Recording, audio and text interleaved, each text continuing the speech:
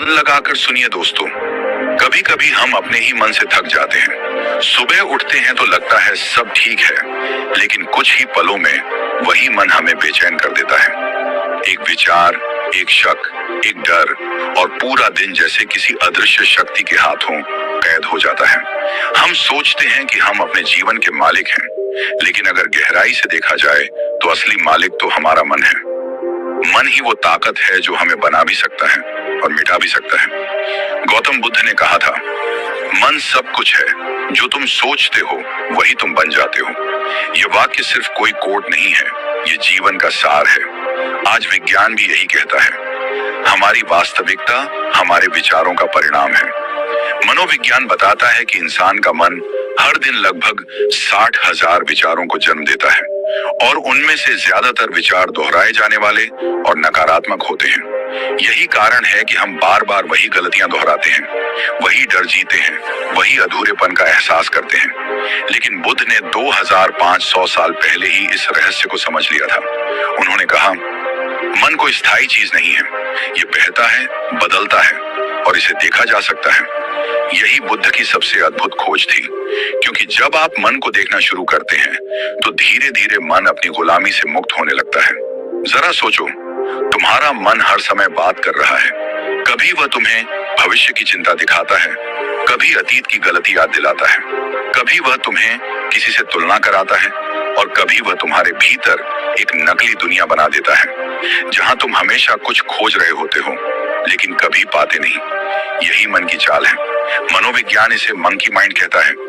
एक ऐसा मन जो एक डाल से दूसरी डाल पर लगातार झूलता रहता है, कभी खुशी, कभी गुस्सा, कभी डर, कभी पछतावा, और हम इस कूदते हुए मन को अपनी सच्चाई समझ बैठते हैं। लेकिन बुद्ध कहते हैं, तुम मन नहीं हो।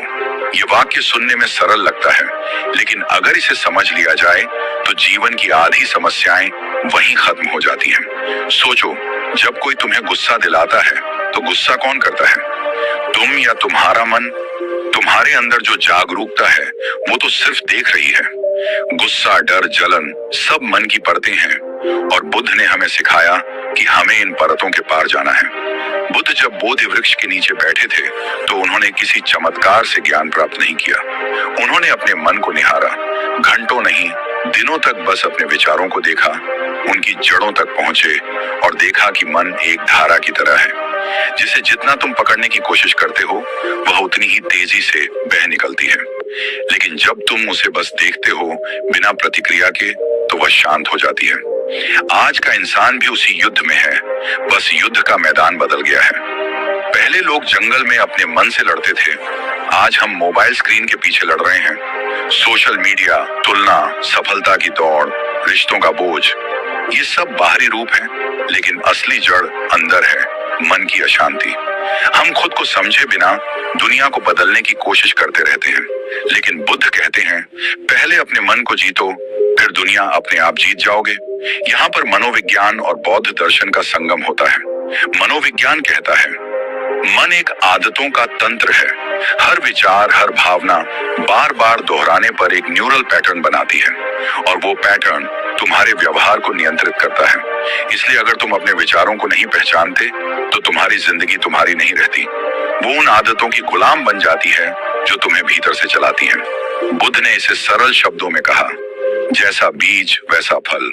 अगर तुम्हारे विचार शुद्ध हैं तो जीवन भी शुद्ध बनता है। अगर तुम्हारे विचार गंदे, ईर्ष्या या क्रोध से भरे हैं तो जीवन वैसा ही अनुभव देता है।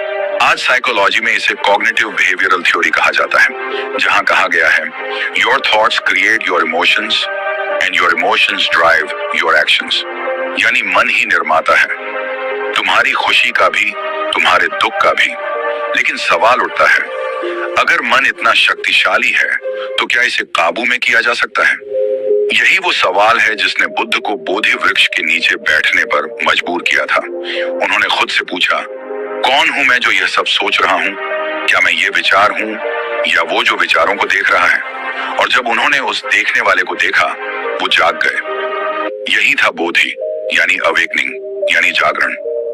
आज जब हम मनोविज्ञान में माइंडफुलनेस की बात करते हैं तो वह कोई नई खोज नहीं है, वह बुद्ध के ध्यान का ही आधुनिक रूप है। जब तुम बिना निर्णय के अपने मन को देखते हो जब तुम बस श्वास पर ध्यान देते हो तो धीरे धीरे विचारों की भीड़ कम होती है। वो जगह बनती है जहां शांति जन्म लेती है। यही जगह है जहां बुद्ध ने कहा था, सच्ची आजादी भीतर से आती है। हम सब इस जीवन में बाहर कुछ न कुछ खोज रहे हैं, सफलता, प्रेम, पहचान, पैसा, लेकिन असली खोज तो अंदर है। और इस खोज की शुरुआत होती है मन को समझने से। अगर मन एक बच्चा है तो उसे डांटने से नहीं, बल्कि समझने से, प्यार देने से, ध्यान देने से शांत किया जा सकता है। मनोविज्ञान कहता है, What you resist persists। जिससे तुम लड़ते हो वो और मजबूत हो जाता है।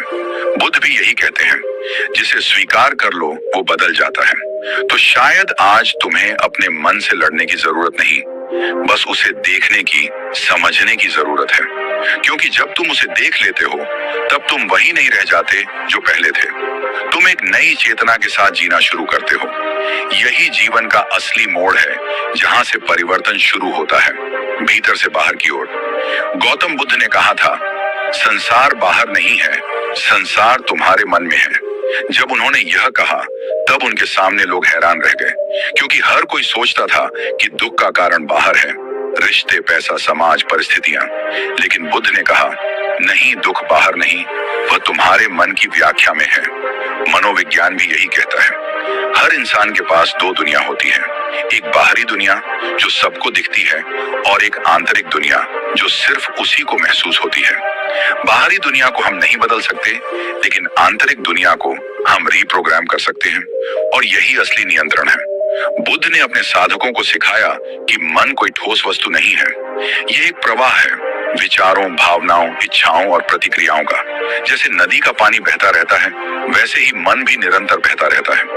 अगर तुम इस बहाव में अंधे होकर बहते जाओ तो तुम्हें लगेगा तुम ही वो धारा हो, लेकिन अगर तुम किनारे बैठकर उसे देखने लगो तो तुम जान जाओगे कि तुम नदी नहीं, उसके साक्षी हो। यही साक्षी भाव बुद्ध की शिक्षा का केंद्र था। उन्होंने कहा, देखो, पर प्रतिक्रिया मत दो, क्योंकि हर प्रतिक्रिया तुम्हें उस विचार से बांध देती है। अगर किसी ने कुछ कहा और तुम गुस्सा हो गए तो तुमने अपने भीतर उस व्यक्ति को जगह दे दी। अगर किसी ने तुम्हें अनदेखा किया और तुम दुखी हो गए तो तुमने अपनी शांति उसे सौंप दी, और इस तरह मन दूसरों का गुलाम बनता चला जाता है। मनोविज्ञान के अनुसार ये कंडीशन्ड माइंड कहलाता है। हर अनुभव, हर शब्द, हर डर हमारे भीतर एक पैटर्न बना देता है। बचपन में अगर किसी ने कहा कि तुम कमजोर हो तो वो वाक्य हमारे अवचेतन में एक बीज की तरह बैठ जाता है। फिर जब भी कोई हमें चुनौती देता है, वो बीज अंकुरित होता है और हम उस दर्द को दोबारा महसूस करते हैं। हालांकि वह केवल एक स्मृति होती है, यानी मन सिर्फ वर्तमान में नहीं जीता, वह अतीत के संग्रह से अपनी पहचान बनाता है। बुद्ध ने इसीलिए कहा, भूतकाल जा चुका है, भविष्य अभी आया नहीं है, वर्तमान ही तुम्हारा घर है। लेकिन मन वर्तमान में नहीं रह सकता, वह या तो अतीत में उलझा रहता है या भविष्य की कल्पना में खोया। वर्तमान की शांति उसके लिए बहुत साधारण लगती है, क्योंकि मन का अस्तित्व ही हलचल में है। जब तक विचार चलते रहते हैं, मन जीवित महसूस करता है, और जब विचार रुकने लगते हैं तो मन को लगता है वह मर रहा है।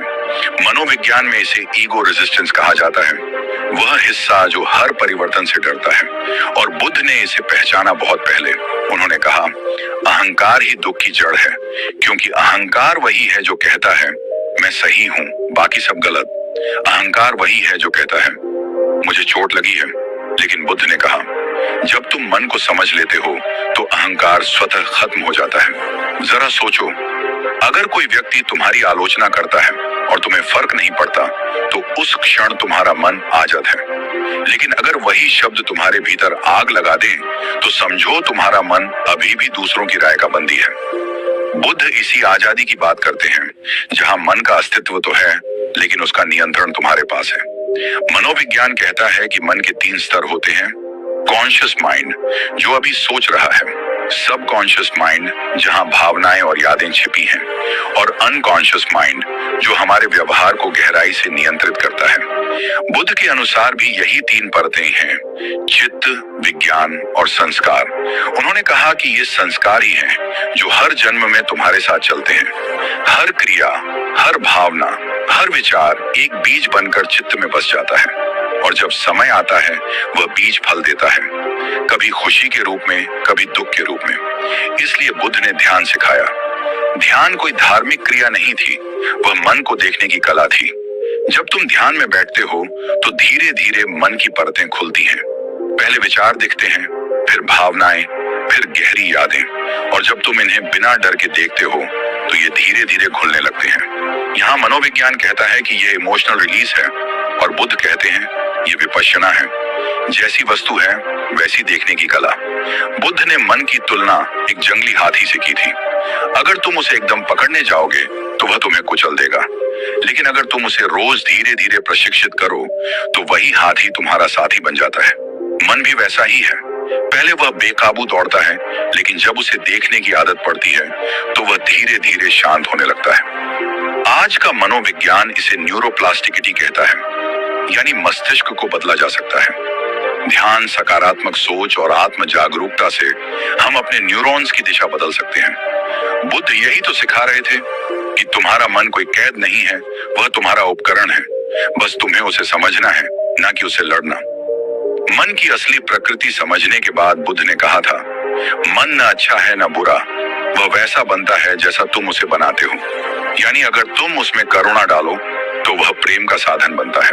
अगर तुम उसमें लालच डालो तो वही विनाश का कारण बनता है। मन एक दर्पण है, वह वही दिखाता है जो तुम उसके सामने रखो, और अगर तुम भीतर गंदगी रखो तो बाहर की दुनिया भी वैसी ही लगेगी। यही कारण है कि बुद्ध ने मन को समझने को सबसे बड़ा धर्म कहा, क्योंकि जब मन स्पष्ट हो जाता है तो जीवन का हर निर्णय सहज हो जाता है। फिर न किसी से जलन होती है, न गुस्सा, न भय, क्योंकि तब तुम्हें पता होता है कि हर भावना केवल एक लहर है और तुम उस लहर के सागर हो। गौतम बुद्ध ने कहा था, अपने मन को जीत लो, दुनिया तुम्हारे चरणों में होगी। यह कोई कवितामय वाक्य नहीं था, ये एक मनोवैज्ञानिक सत्य था। हम सब जीवन में कुछ न कुछ जीतना चाहते हैं। पैसा, सफलता, सम्मान, प्यार, पहचान, लेकिन इन सब के पीछे जो असली जीत है वह है मन पर विजय। क्योंकि जब तक मन तुम्हारे अधीन नहीं, तब तक कोई भी उपलब्धि स्थायी नहीं। सोचो जरा, तुमने कभी किसी से झगड़ा किया होगा। उस समय तुम्हारा उद्देश्य शायद सही था, लेकिन जब गुस्सा हावी हुआ तब वह सही भी गलत लगने लगा। तुम्हारा मन नियंत्रण खो बैठा और तुमने वही कहा या किया जो बाद में तुम्हें पछतावा देता रहा। यानी उस पल में तुम नहीं, तुम्हारा मन बोल रहा था। मनोविज्ञान कहता है, जब भावना तीव्र होती है तर्क नष्ट हो जाता है।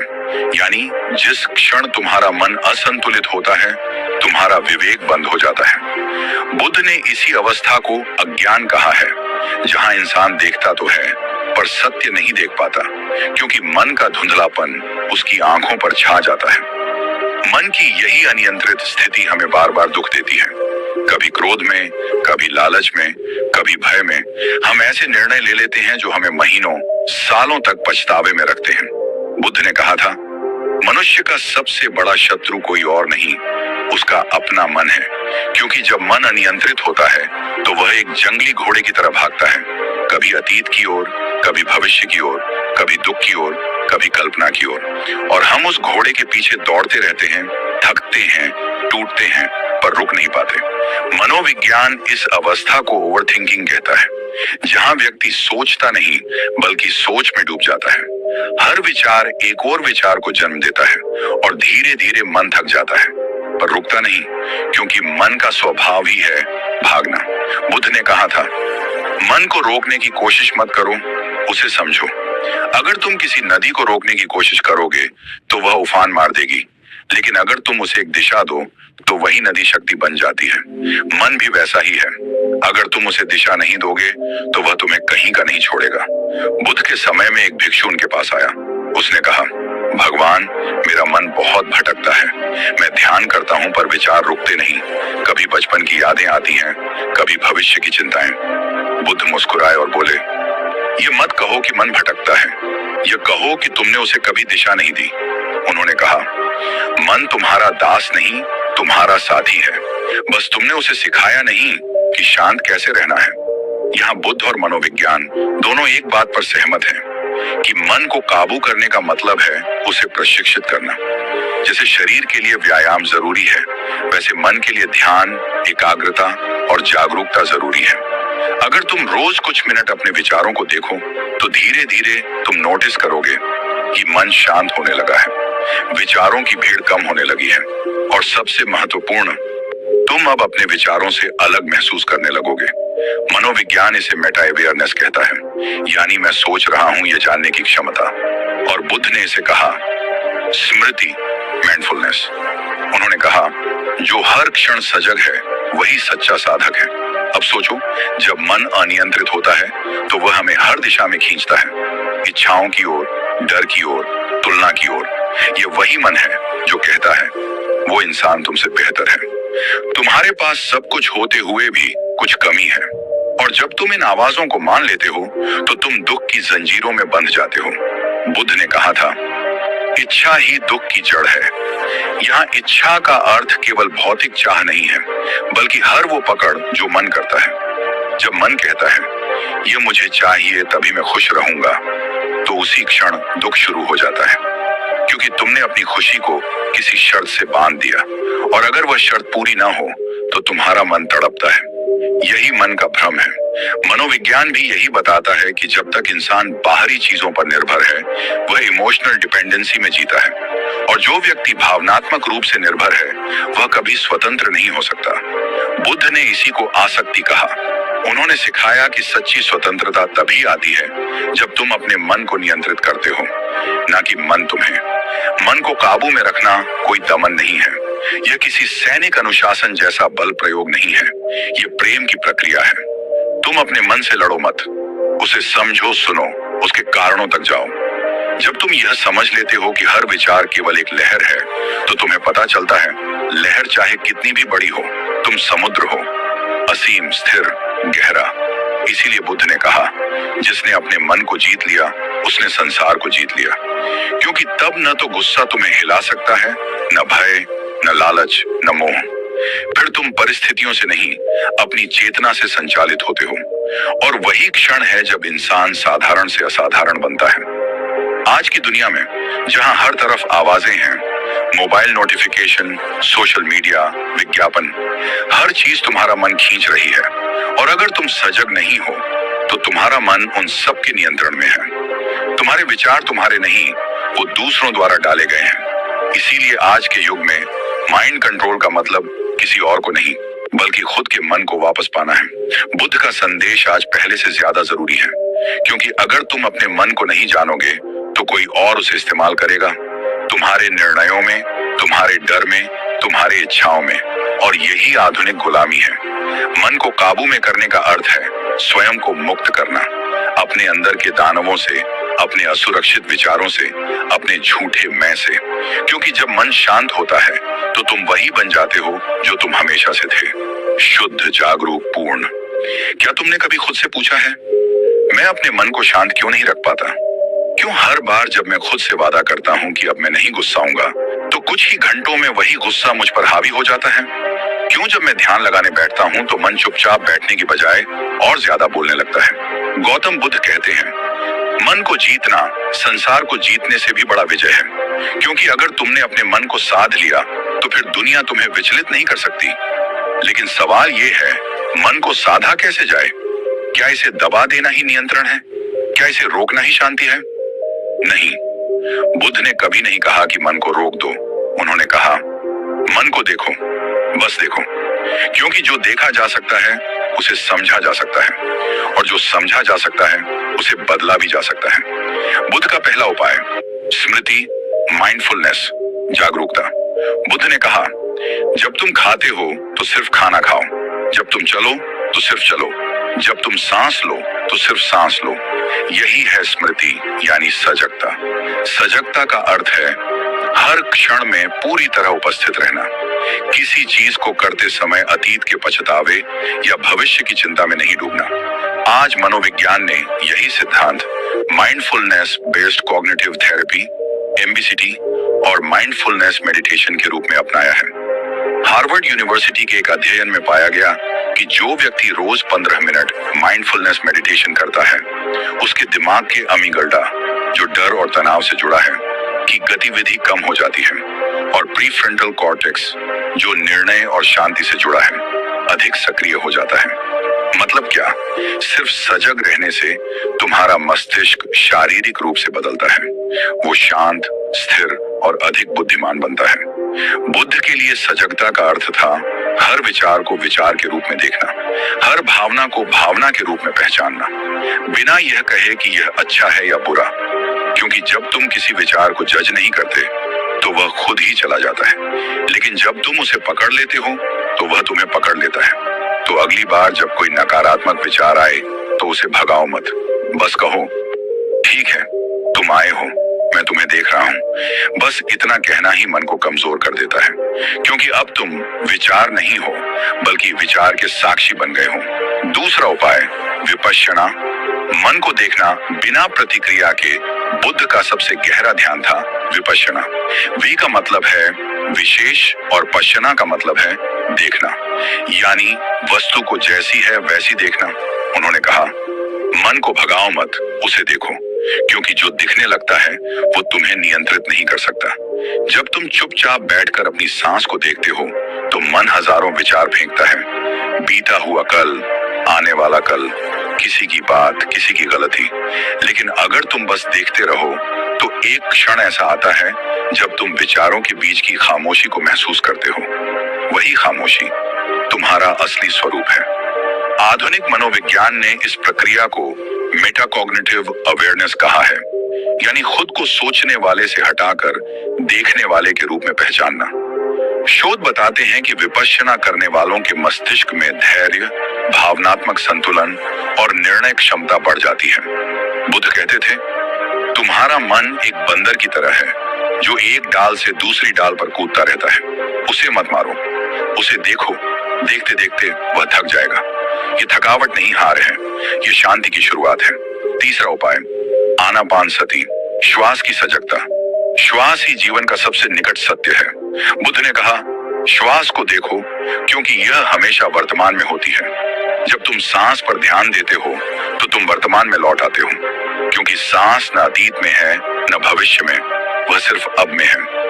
जब तुम अपनी सांस की लय को महसूस करते हो तो मन की लहरें धीरे धीरे शांत होने लगती हैं।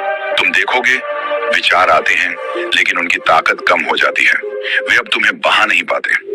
आधुनिक विज्ञान कहता है कि धीरे और गहराई से सांस लेने से मस्तिष्क में अल्फा और थीटा वेव्स बढ़ती है, जो रिलैक्सेशन और फोकस से जुड़ी होती है।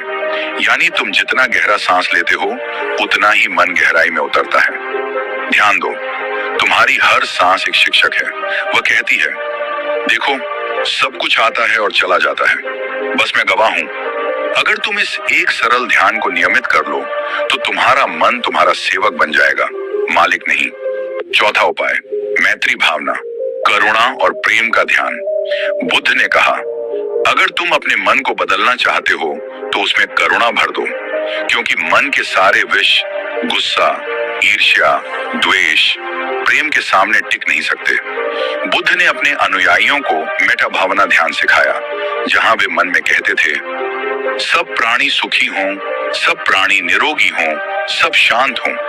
ये सुनने में साधारण लगता है, पर इसका प्रभाव गहरा है। जब तुम अपने शत्रु के लिए भी शुभकामना भेजते हो तो तुम्हारे भीतर की नफरत घुल जाती है। वह नफरत ही थी जो मन को विषैला बना रही थी, और जैसे ही वह खत्म होती है मन एकदम हल्का महसूस करता है। मनोविज्ञान में इसे लविंग किंडनेस मेडिटेशन कहा जाता है। एक अध्ययन के अनुसार जो व्यक्ति रोज 10 मिनट इस ध्यान का अभ्यास करता है उसकी ऑक्सीटोसिन, प्रेम हार्मोन की मात्रा बढ़ती है और कोर्टिसोल, तनाव हार्मोन घटता है। यानी यह ध्यान न सिर्फ आत्मिक शांति देता है बल्कि जैविक रूप से तुम्हारे शरीर को स्वस्थ बनाता है। करुणा मन की सबसे बड़ी दवा है। जिस दिन तुम अपने भीतर और दूसरों के लिए सच्ची करुणा महसूस करने लगते हो उस दिन तुम्हारे भीतर का युद्ध समाप्त हो जाता है। पांचवा उपाय विचारों का निरीक्षण, डिटैचमेंट, कॉग्निटिव डिफ्यूजन।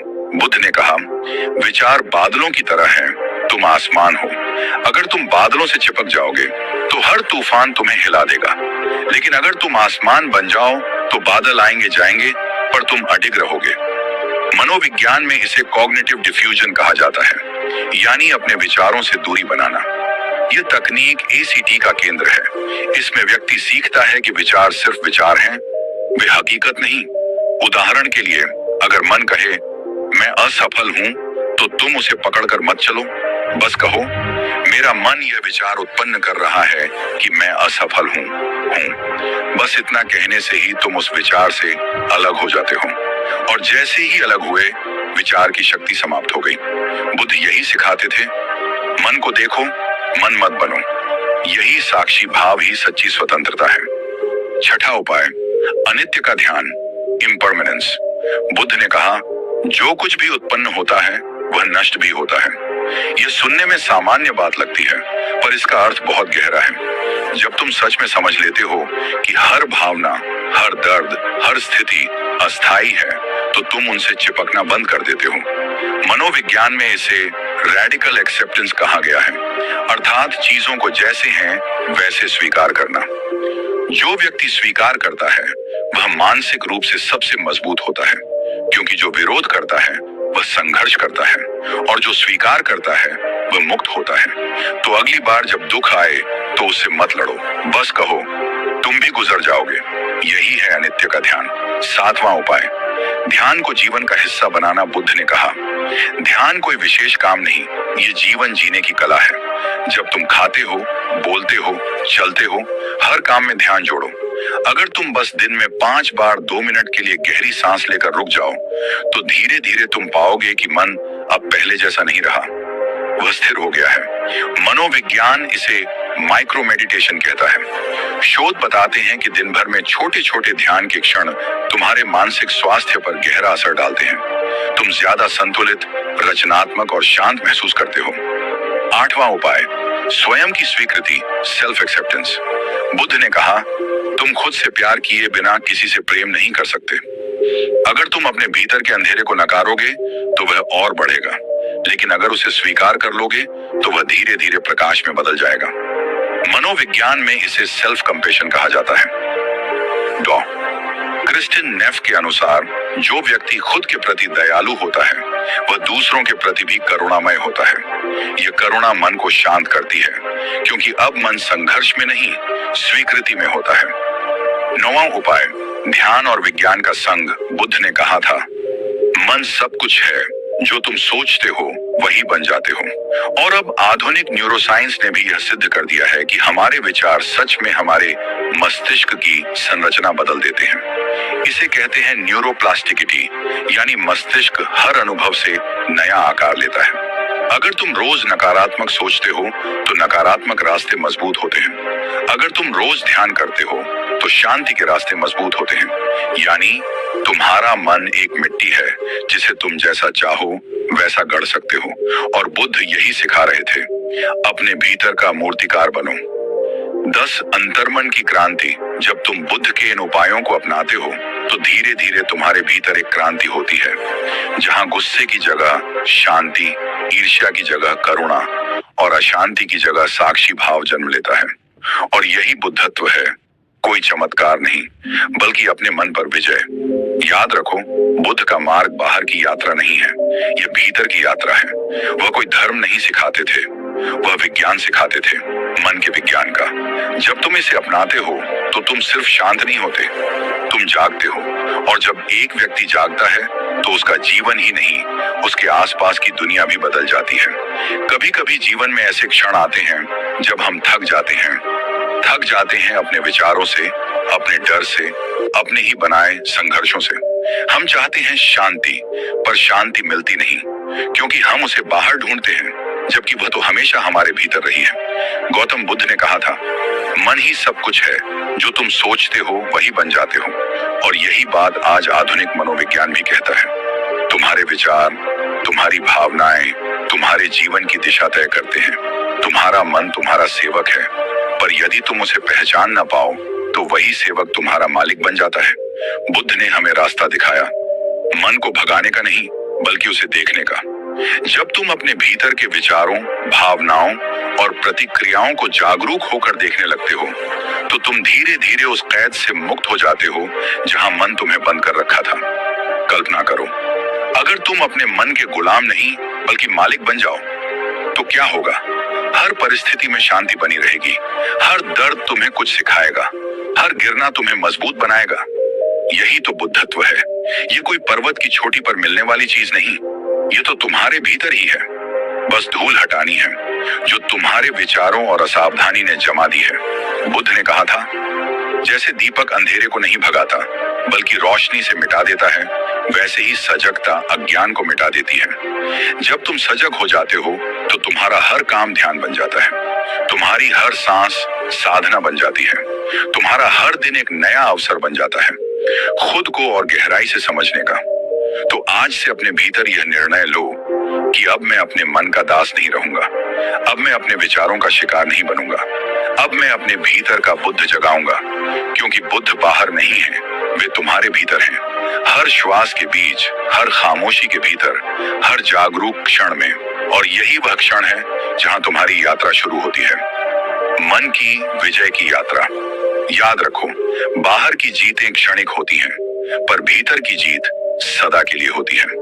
अगर तुम आज से बस 10 मिनट रोज ध्यान, सजगता और आत्मचिंतन का अभ्यास कर लो, तो कुछ ही दिनों में तुम अपने भीतर वह स्थिरता महसूस करोगे जो किसी दवा या किताब से नहीं मिलती।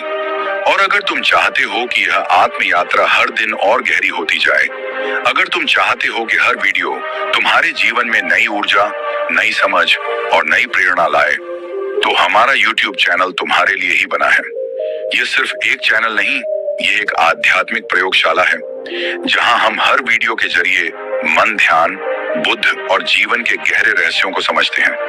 यहाँ तुम्हें सिर्फ बातें नहीं बल्कि जीवन में लागू करने योग्य ज्ञान मिलेगा, वो ज्ञान जो भीतर की अंधकार को मिटा दे और तुम्हें अपने सच्चे स्वरूप तक पहुंचा दे। तो अगर तुम इस ज्ञान यात्रा का हिस्सा बनना चाहते हो तो इस वीडियो को लाइक करो, अपने मन के साथ यात्रा करने वाले हर व्यक्ति तक शेयर करो और चैनल को सब्सक्राइब कर लो, क्योंकि आगे आने वाले हर वीडियो में तुम्हारे जीवन को बदल देने वाला एक नया प्रकाश लेकर हम आएंगे। याद रखो, शांति कहीं बाहर नहीं, वह तुम्हारे भीतर है। और बुद्ध ने केवल इतना कहा था, जागो तो उठो, सांस लो और अपने भीतर के बुद्ध को पहचानो, क्योंकि जब मन शांत होता है तभी जीवन सुंदर लगता है, और जब जीवन सुंदर लगता है तभी तुम वास्तव में जीना शुरू करते हो। धन्यवाद।